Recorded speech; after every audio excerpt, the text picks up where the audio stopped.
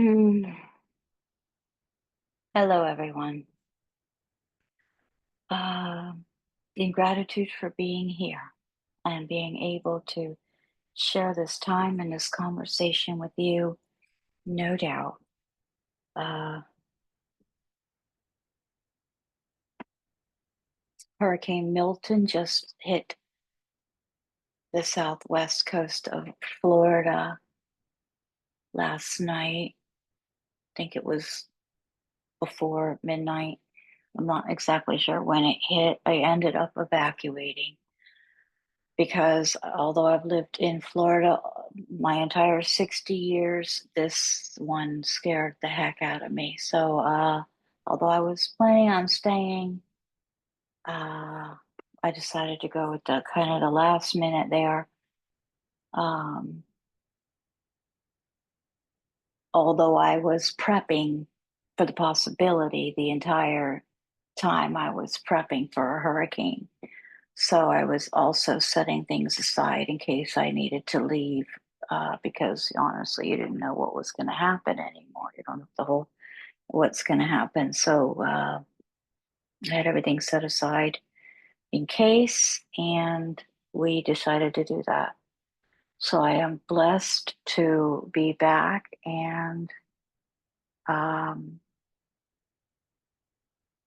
everybody's safe. Structures are intact. Everything is good.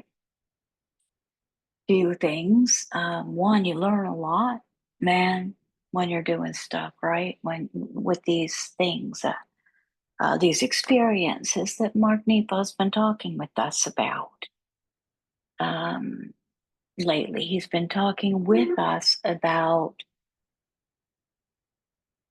experience, experiences, and experience as our teacher and learning opportunities and such. And I'll tell you one thing. I learned how much crap I have that I do not need because in preparation for this, I'm going through the house. Okay, well, what do you need or really, really want? The space is limited in the vehicle. Um, from this room, if you were never able to come back into it, right? And you're going through, and I'm going to tell you what ended up being important was one, baggies to put all this stuff in to help keep it waterproof, but it all fit in my car, with plenty of room to spare. And I even took a couple, not many, but I took a couple pictures.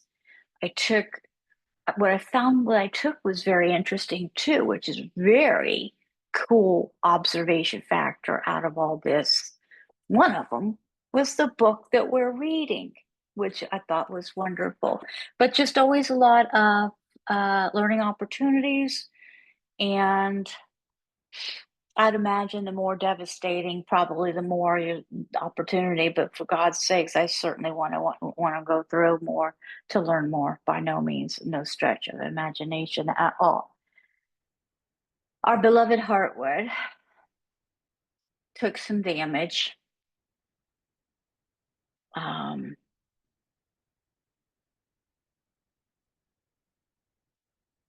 so, and I haven't heard from a few people, loved ones that I care about and know, and I was blessed, and not all my friends and loved ones were blessed, as blessed. I think the death count is at 9 at the time of this recording. Um, but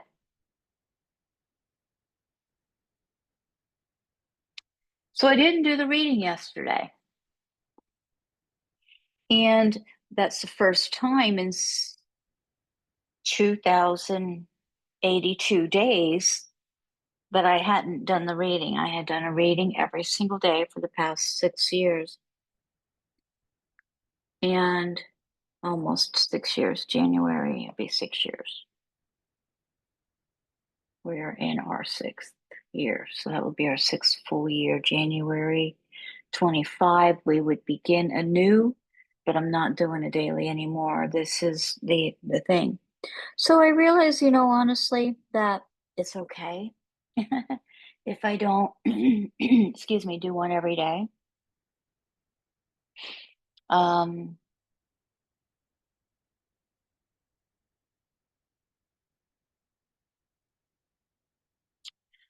but I do want to honor this book and this message.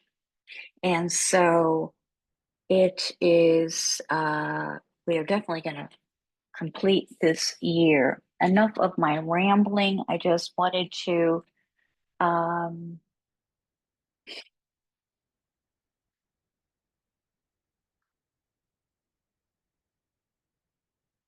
honor this moment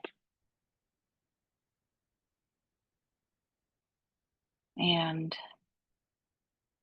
honor the gratitude to be here and be able to do this because I have electric and internet and a home to do this in. So, in gratitude, and may we all look for the blessings. So, I'll tell you, what I'm going to do is I did not do yesterday's message because by the time we evacuated, the drive out, I would not suggest waiting as long as I did to leave to evacuate. Um, but there was no traffic because the rush of everybody leaving was already gone. So that was great. But there were a lot of the sky did not look good. It was raining just about the entire duration, and there were multiple tornado warnings and etc. So, and then when I finally realized that, oh no, I forgot to do the reading, I was already in bed and I was staying at somebody else's house, and I didn't want to have my dogs get all freaked out that I was getting up to go do something. And honestly, I just didn't feel like it. And that's when I realized it's all right if I don't do it. So I will make up tomorrow. Yesterday's message, most likely tomorrow. I'm not going to do it today because as soon as I do this reading with you, I'm going to take a shower and this girl's probably going to crash pretty quickly tonight. Let's put the music on and let's settle our breath.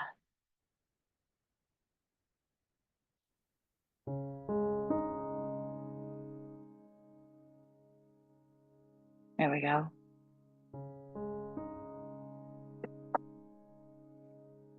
Ah, releasing a layer or two or three or five of tension from the body, softening the face, soften the muscles that surround the skull, and release the jaw. We open and close the jaw a few times. Stretch it wide open. Let it relax. Let it relax.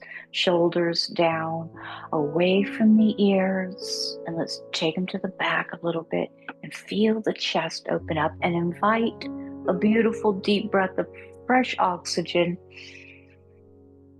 Nice and slow draw in, but let it draw in deep and hold on to it. Let it circulate. And then a slower, nice exhale, lengthening it.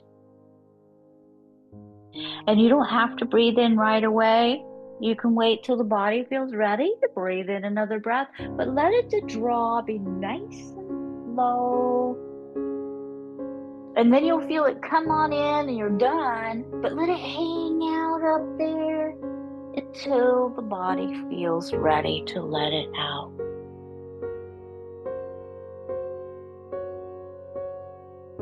And I let it hang out until I'm ready, and I just bring it in through my nostrils. And whenever I'm ready, I let it out slowly out my mouth. Like I'm blowing kisses in the wind, right? So just finding a nice, soft, slower, slower, slower rhythm. And it doesn't have to be really super deep or any of these fancy things going on. Just a little deeper than you normally do will get the job done. And that's how I found my breath practices that saved me in my anxiety this whole week. These breath practices are powerful and beautiful, and they're free.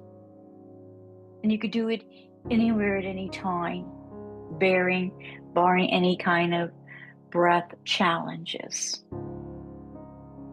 And even in that case, as a certified yoga therapist, I can now say there is yoga therapy for COPD and all kinds of respiratory, challenges. And not to say that we fix it, but it's a way to help us deal with things. And yoga therapist is not in replacement of a doctor, but it can help add tools. And the two together is a powerful mix, man. So we do what we can as people, as humans. And I just know that the breath practices were powerful. I also learned in this whole little episode here that Lucky, our newer dog Lucky, we've had him since April, but Lucky, he has a lot of anxiety. So I'm going to be doing mommy and me with the doggy, and we'll be having some, definitely some meditation practices coming up on the schedule, and I will definitely keep you posted. Let's get to the message. The Book of Awakening by Mark NEPO. That's the book we're receiving these messages from this year. And this New York Times bestselling book is described as having the life you want by being present to the life, you have.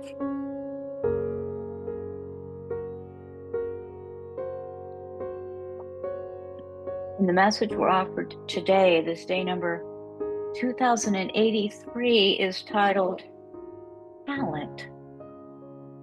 Talent.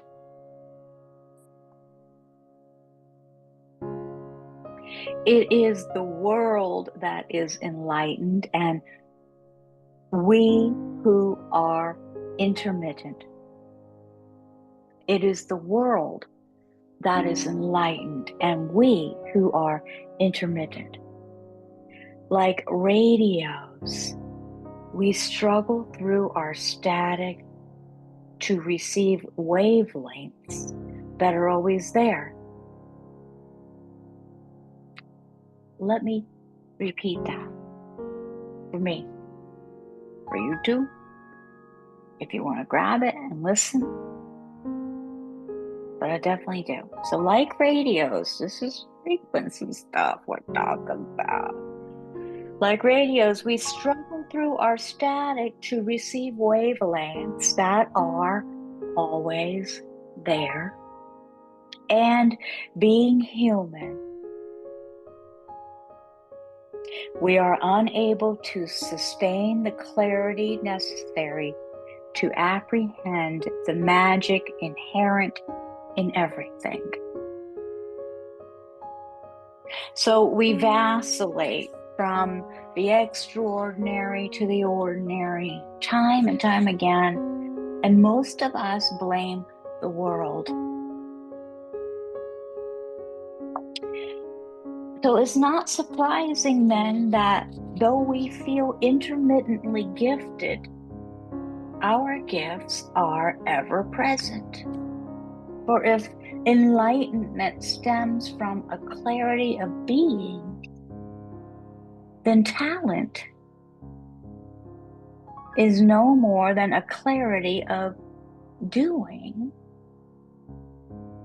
an embodied moment where spirit and hand are one. Ooh, do you get the goosebumps sometimes on these messages? I do. That was one, just felt it go through. So, the chief obstacle to talent, then, is a lapse in being. It is not that people have no talent, but that we lack the clarity to uncover what it is and how it works.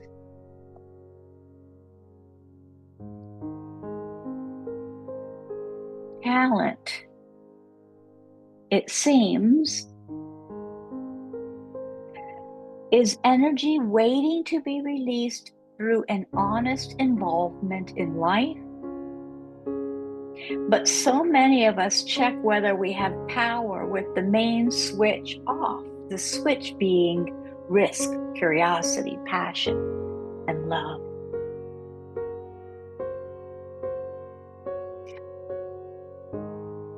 With this in mind, happiness can simply be described as the satisfaction we feel when we are in ultimate accord, however briefly, in being and doing.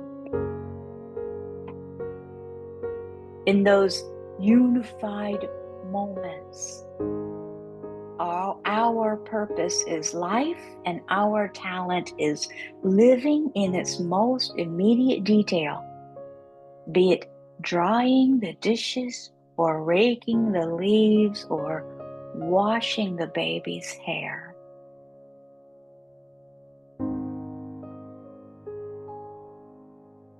So when I can't find my purpose, I beg myself to sit in the field in the sun watching ants in hopes that I will meet my clarity. When I am convinced I have no gifts at all, I implore myself to search for the switch, to try something out of view, to gamble on what is remotely calling.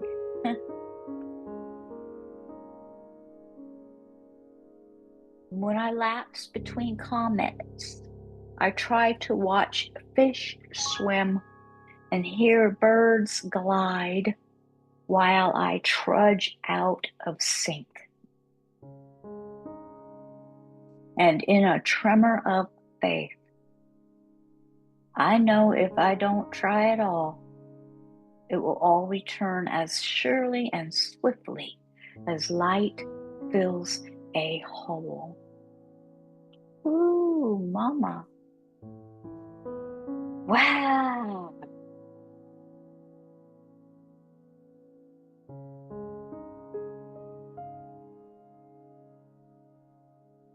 So I want to find a poem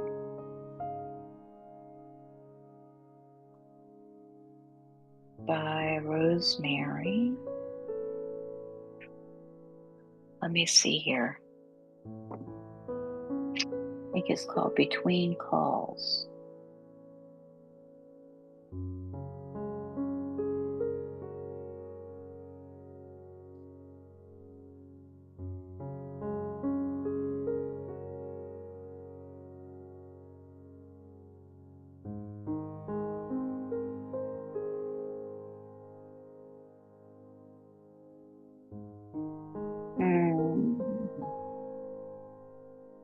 I'm really looking for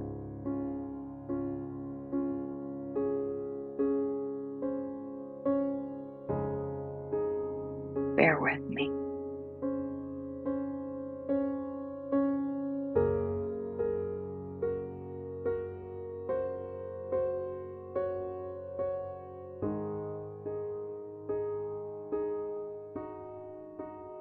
We're almost there. Give me a minute. We're almost there. There it is. Between Calls by Rosemary Watola Tromer. So the reason that I want to say this poem is because he talked about when I can't find my purpose.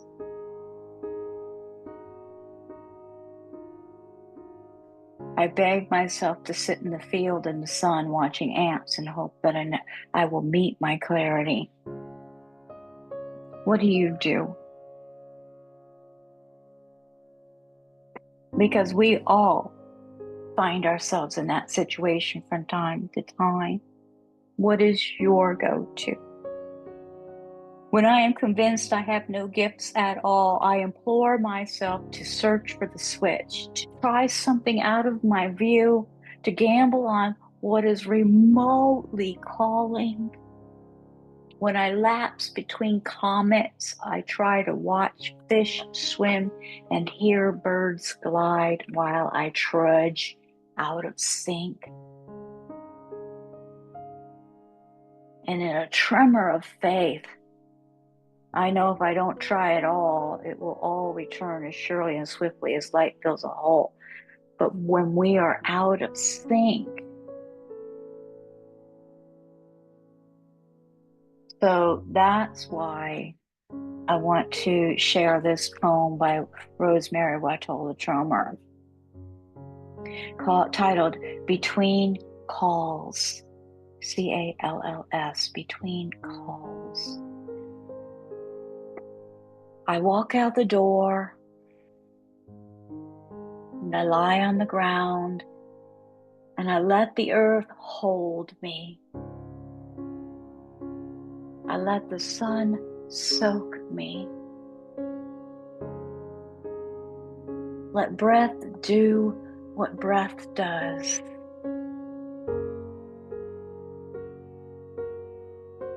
And if there is any part of me that doesn't know it is part of everything, that fills me when everything warms and the kingfisher flies over my silence with his clack, clack, clack, and the air smells of river and greening grass, it doesn't last. But for this small eternity, I am what a wind is, only more, only less.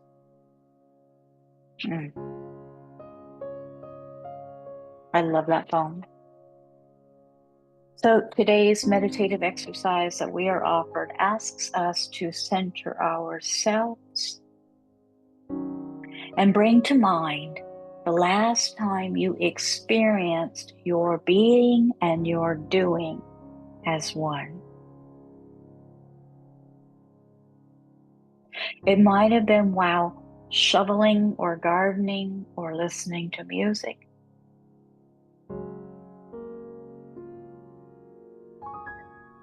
Or it might be the women's workshops. But breathe slowly and think of this ability to experience oneness, however briefly, as one of your talents. Try during your day to apply this talent at least once.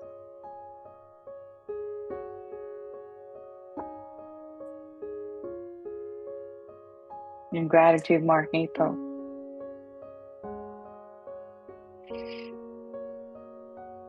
So talent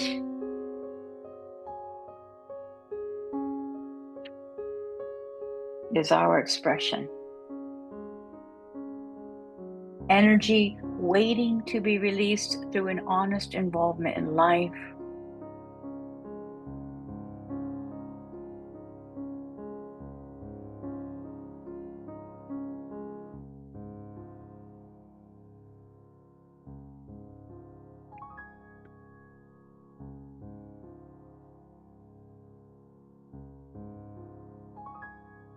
If enlightenment stems from clarity of being,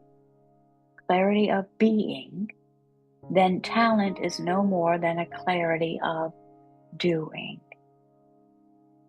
An embodied moment where spirit and hand are one.